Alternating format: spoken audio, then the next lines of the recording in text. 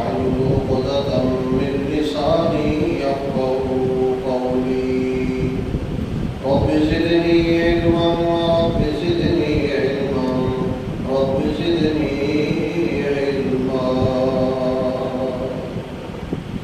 جس دور پہ نازاں تھی دنیا اب ہم وہ زمانہ بھول گئے، اوروں کو جگانا یاد رہا خود ہوش میں آنا بھول گئے۔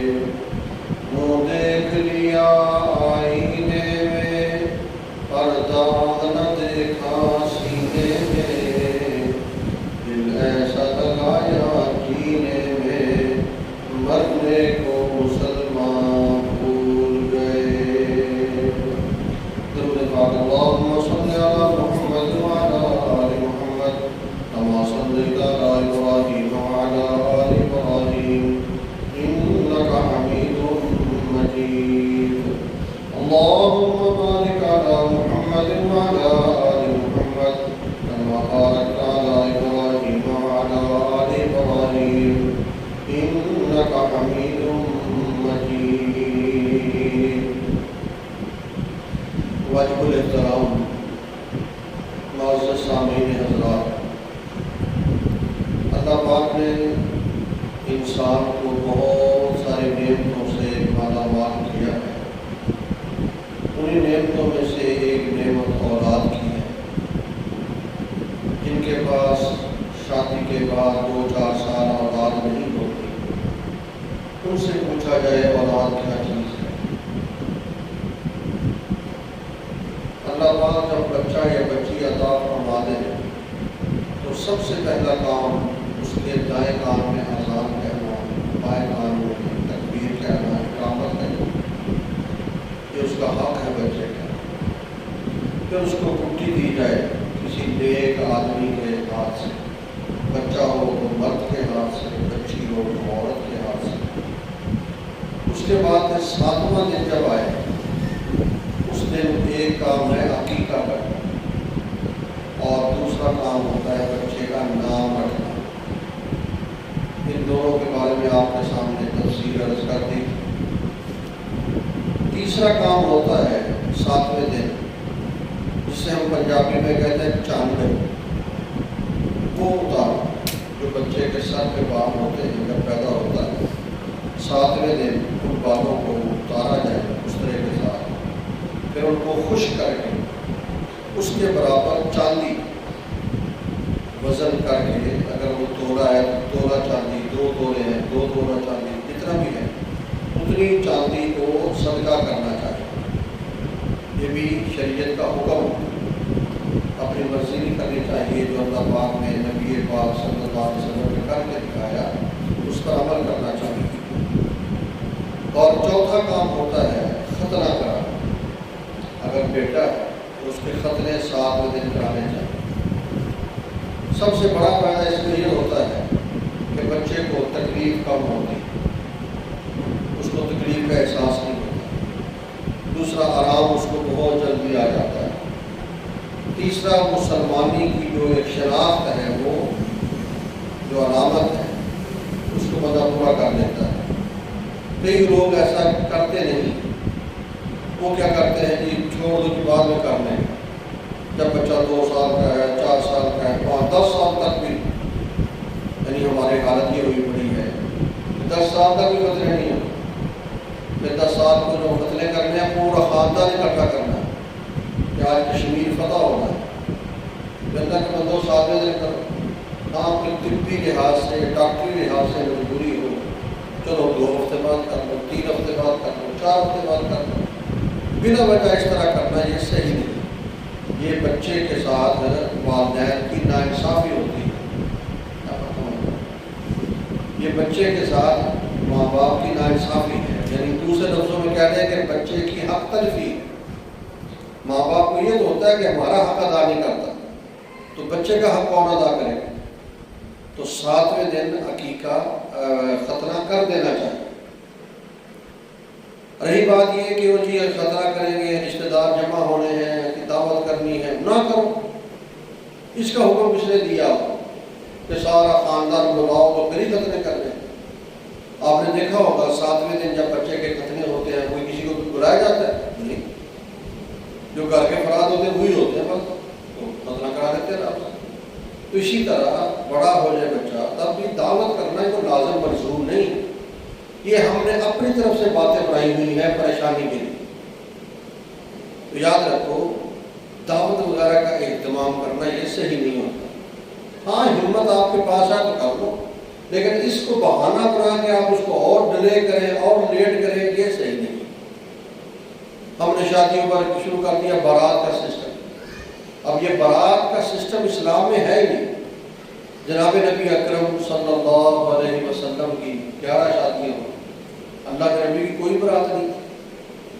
تو اللہ کے نبی کی اگر شادی بارات کے بغیر ہو سکتی ہے تو ہماری کو نہیں ہو سکتی. حضرت فاطمہ الزہرا رضی اللہ تعالی عنہا کا مشہور واقعہ ہے ان کی شادی کا. کتنے آدمی تھے؟ 2-4 تھے بس، اور وہی لوگ نکاح کے گواہ.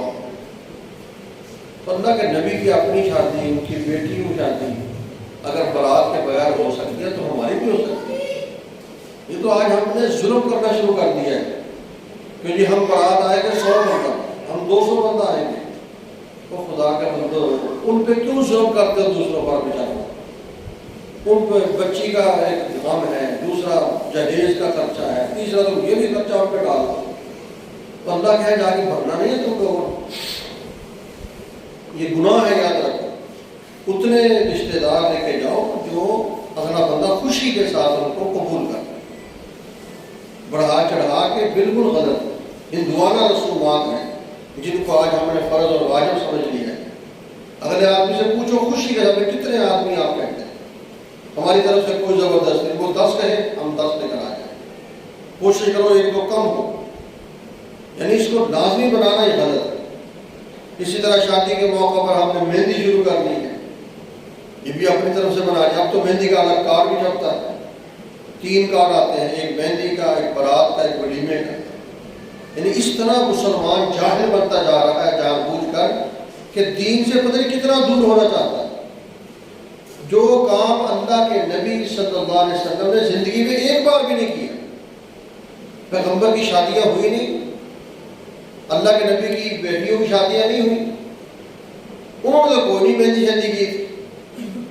نہ مہندی پر پورے محلے کا آرام ختم کیا تھا، پورے محلے کے لیے عذاب بنا تھا جیسے آج ہم بن جاتے ہیں. آج مہندی ہے جی، رات میں 2-3 بجے تک اب چلے گا نظام، گانے بجانے پٹاخے فائرنگ پتہ نہیں کیا کچھ ہوگا، پورا محلہ بددعائیں دے گا. تو یہ غلط ہے، پتہ نہیں کہاں سے طریقے نکالی ہے. اصل وہ ہندوؤں کی وہ ڈرامے فلمیں دیکھتے ہیں، انہیں کی نقل اتارنے شروع کر دیتے ہیں.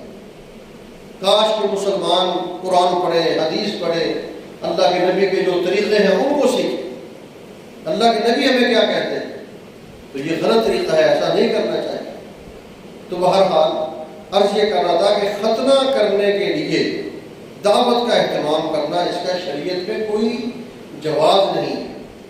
اور اس کو بہانہ بنا کے بچے کے ختنے لیٹ کرتے جانا بالکل غلط ہے. یہ بچے کی حق تلفی ہے، کل اللہ کے ہاں اس کا جواب دینا ہو. اس کے بعد ماں باپ کی ذمہ داری ہوتی ہے بچے کے لیے دعا کرنا. جہاں ہم بچے کے کھانے پینے کا خیال کرتے ہیں، کپڑوں کا، رہائش کا، اس کی اور چیزوں کا، اس سے پہلے بچے کا حق ہے اس کے لیے دعا کی. ماں بھی دعا کرے، باپ بھی دعا کرے، الگ بیٹھ کر دعائیں مانگے جو آپ کے دل میں ہے. اور دعا یہ کرنی چاہیے کہ یا اللہ اس کو نیک بچہ بنا دے.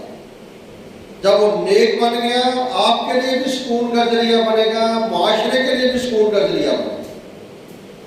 ابراہیم علیہ السلام کی دعا قرآن پاک میں مشہور ہے، رب ہب لی من الصالحین، اے اللہ مجھے نیک اولاد عطا فرما. پیغمبر دعا یہ کر رہے ہیں نیک بچہ عطا فرما. آج ہم نیک لفظ نہیں بولتے، یا اللہ اولاد دے دے، یا اللہ اولاد دے دے. نہیں ہوتی تویزات، دم درود، پتہ نہیں کیا کچھ. اولاد ہونی چاہیے. بھئی اولاد کے ساتھ لفظ نیک بھی بولو. قرآن پاک میں ایک اور جگہ دعا آتی ہے، رب ہب لی من لدنک ذریۃ طیبہ، اے اللہ مجھے ایسی اولاد عطا فرما جو طیبہ ہو. پاکیزہ اولاد ہو، یعنی قرآن پاک کے الفاظ ہیں، اخلاق کے لحاظ سے پاک ہو، کردار کے لحاظ سے پاک ہو، ہر طرح سے پاکیزہ اولاد مجھے عطا فرما۔ انکا سمیع الدعا، یا اللہ تو ہی دعاؤں کو قبول کرنے والا ہے۔ ہم سب جو دعا مانگتے ہیں درود شریف کے بعد توجہ کریں، رب اجعلنی مقیم الصلاۃ ومن ذریتی کے لفظ آتے کہ نہیں آتے؟ رب اجعلنی مقیم الصلاۃ ومن ذریتی، کیا مطلب؟ یا اللہ مجھے بھی نماز قائم کرنے والا بنا، میری اولاد کو بھی نمازی بنا۔ اس کا معنی یہ ہے ومن ذریتی، اے اللہ میرے بچوں کو بھی نمازی بنا، میری بچیوں کو بھی نمازی بنا۔ لیکن یہ تب ہوگا نا جب باپ خود مصلی پہ کھڑا ہوگا۔ اگر باپ کو ہی نماز کی توفیق نہیں ہے تو اولاد کی نماز کی دعائیں کون کرے گا؟ جب والد خود مصلی پہ بیٹھے گا، تحیات میں جائے، بیٹھ کے جا کے دعا کرے گا، آٹومیٹک زبان سے کہے گا رب اجعلنی مقیم الصلاۃ ومن ذریتی ربنا وتقبل دعا، پھر کہے گا یا اللہ میری دعا قبول بھی فرما۔ اور ایک مسئلہ بھی یاد رکھو، جب ہم یہ دعا مانگتے ہیں، اس میں آگے لفظ آتا ہے ربنا اغفر لی ولوالدی وللمؤمنین، ہے کہ نہیں؟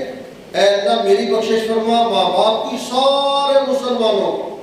حدیث سنو، ذمہ داری سے سنا رہا ہوں، جناب نبی اکرم صلی اللہ علیہ وسلم نے ارشاد فرمایا جو مسلمان مومنوں کے لیے دعا مانگتا ہے مغفرت کی، مسلمانوں کے لیے، تو سب کے برابر اللہ اس دعا کرنے والوں کو نیکیاں عطا کرتے ہیں۔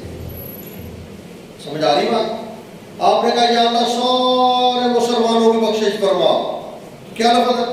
یعنی سارے مسلمان کتنے ہیں؟ 100 200 1000 2000، اور آج کی بات نہیں، یا اللہ آدم علیہ السلام سے لے کر قیامت تک آنے والے آخری مسلمان تک، اے اللہ سب مسلمانوں کی بخشش فرما، پتہ نہیں کروڑوں اربوں نیکیاں مل جائیں، کھربوں نیکیاں مل جائیں۔ تو یہ دعا ربنا اغفر لی ولوالدی وللمؤمنین، اس کا جو ترجمہ یہ ہے یا اللہ سارے ایمان والوں کی بخشش فرما۔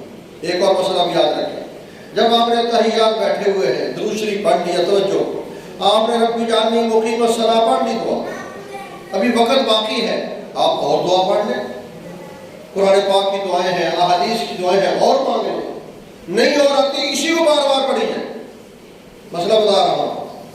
اور دعائیں آتی ہیں قرآن پاک میں 20 دعائیں، احادیث تو بھری پڑی ہے، تو جو قرآن و حدیث کی دعائیں ہیں وہ پڑھنی شروع کر دیں، جب تک امام سلام نہیں پھیرتے، جب تک جب سلام پھیر دے گا تب۔ ہاں اگر آپ اکیلے نماز پڑھ رہے ہیں، سنت پڑھ رہے ہیں، نفل پڑھ رہے ہیں، اس میں آپ کو اختیار ہے، آپ ایک دعا مانگے، 2 مانگے، 10 مانگے، کوئی منع نہیں۔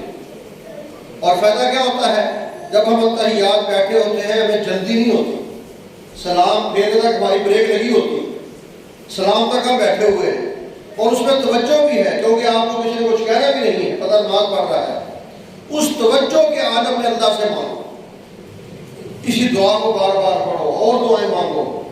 سلام پھر گیا پھر تو شیطان نے فوراً نکل مسجد سے، یہاں بیٹھنا گناہ ہے، جیسے ایک جمعے کے ٹائم ہم کرتے ہیں، امام سلام پھیر کے ہٹتا، مسجد خالی ہوئی ہوتی کہ پتہ نہیں 10 منٹ یا اور گزر جائیں گے تو جنت میں چلے جائیں گے، پتہ نہیں کیا مسلمانوں کو ہو گیا۔ حدیث پاک میں آتا ہے مسجد مسلمان کے لیے ایسے ہے جیسے مچھلی کے لیے سمندر ہوتا ہے، سمندر میں مچھلی خوش ہوتی ہے پریشان ہوتی ہے، بولو یار، سمندر میں مچھلی پریشان ہے خوش ہے، تو مسلمان کو مسجد میں کیا ہونا چاہیے؟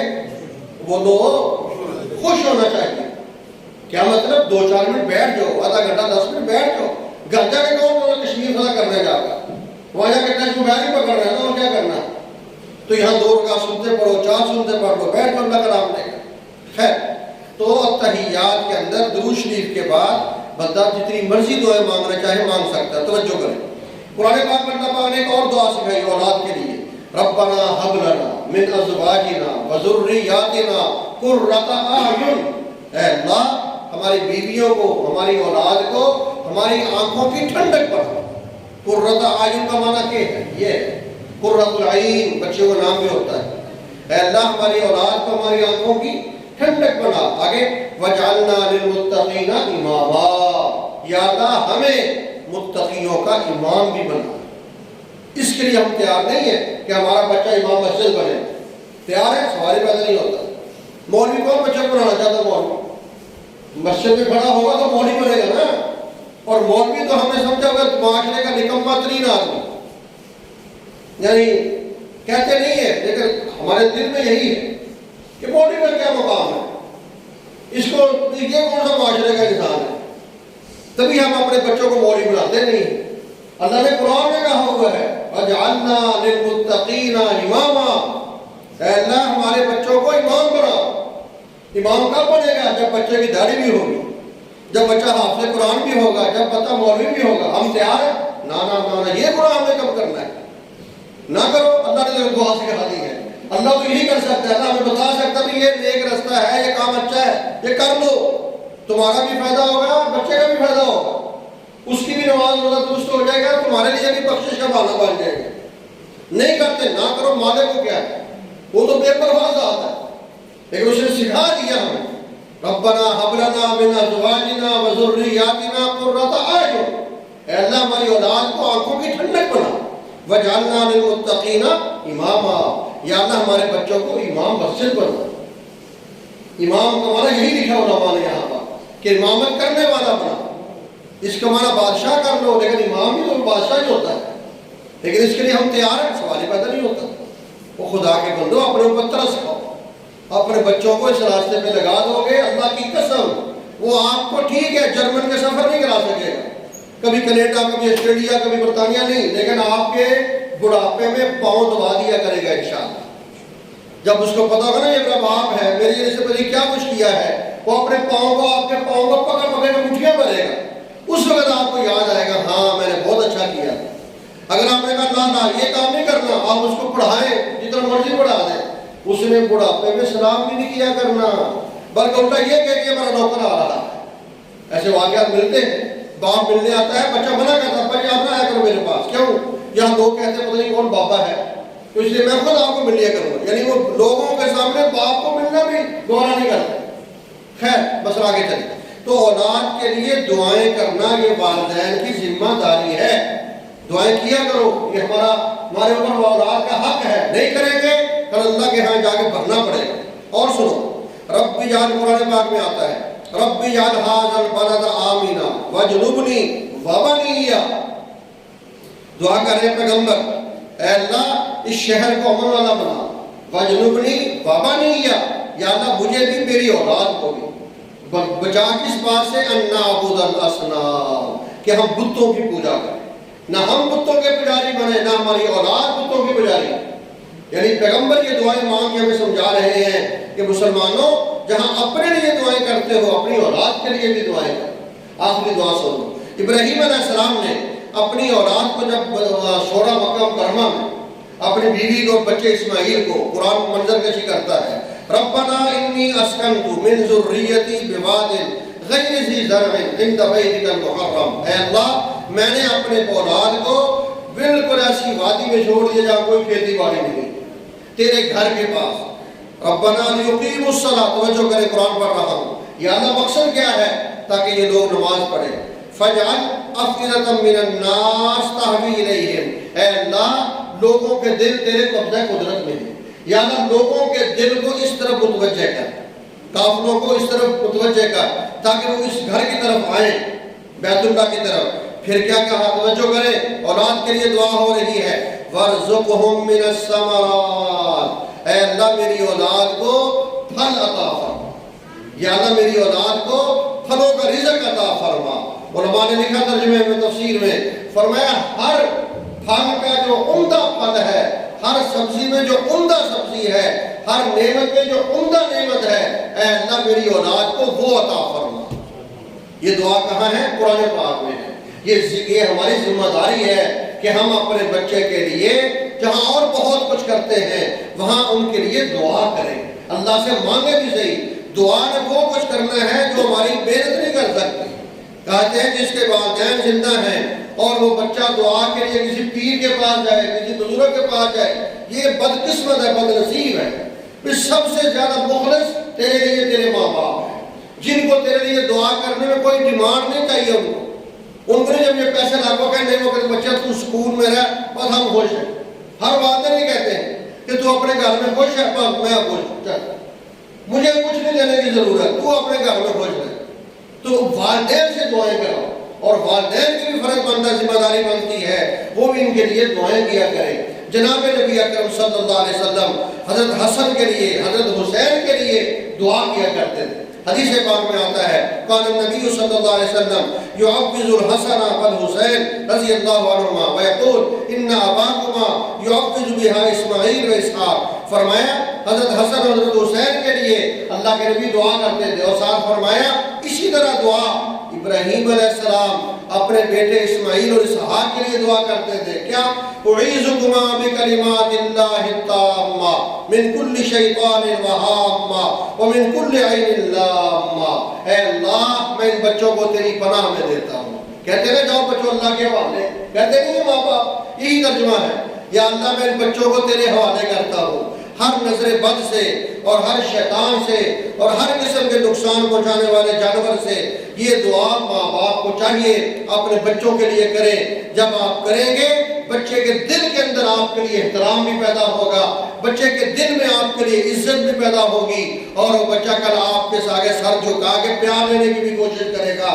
جب ہم اس کا حق پورا نہیں کرتے وہ ہمارا حق ادا نہیں کرتا، معاملہ برابر ہو جاتا ہے۔ تو آج کے جمعے کا خلاصہ کیا ہے کہ اپنے بچوں کے لیے، بچیوں کے لیے، اپنی اولاد کے لیے ہم دعا کیا کریں، نماز کے بعد اپنی بولی میں کریں۔ یہ بھی یاد رکھو، وہ جو یہ دعائیں آتی نہ آئے، پنجابی تو آتی ہے نا، پنجابی میں مانگو اللہ سے، اللہ ہر زبان سمجھتا ہے، اور جو پنجابی اردو میں آپ دعا مانگیں گے اس میں جو آپ کو مزہ آئے گا، تجربہ کر کے دیکھو، عربی میں مزہ نہیں آئے گا، کیونکہ عربی کا ترجمہ نہیں آپ کو آتا، پنجابی کا تو پتہ ہے نا۔ مولانا مکی صاحب رحمۃ اللہ مکہ مکرمہ والے، عرفات کا میدان ہے، کہتے ہیں وہاں پر حاجی دعائیں مانگ رہے ہیں، ایک پاکستانی آدمی ایک شہر میں کھڑا ہے، دعا کیا کر رہا ہے؟ یا اللہ تو نے مجھے جنت دی، جب تو نے مجھے آنکھیں دی، میں نے آنکھیں مانگے تو نہیں تھی، مجھے ہاتھ دیے ہاتھ مانگے تو نہیں تھے، مجھے کان دیے کان مانگے تو نہیں تھے، مجھے زبان دی زبان مانگی تو نہیں، پتہ نہیں کیا کچھ اللہ سے گناہ دیا۔ پھر آخر میں کہا یا اللہ عرفات کے اندر، عرفات کے میدان میں حج کے وقت، اے اللہ جب سب کچھ بغیر مانگے دے دیا، اے اللہ جنت بھی بغیر مانگے دے دے۔ کہتا میں نے کہا تجھے جنت مل گئی انشاءاللہ۔ جو تیرا مانگنے کا انداز ہے اللہ کو بہت پسند آیا ہوگا، اس لیے اپنے لفظوں میں اپنے بچوں کے لیے، بچیوں کے لیے دعا مانگا کرو۔ اللہ ہم سب کو عمل کرنے کی توفیق عطا فرمائے۔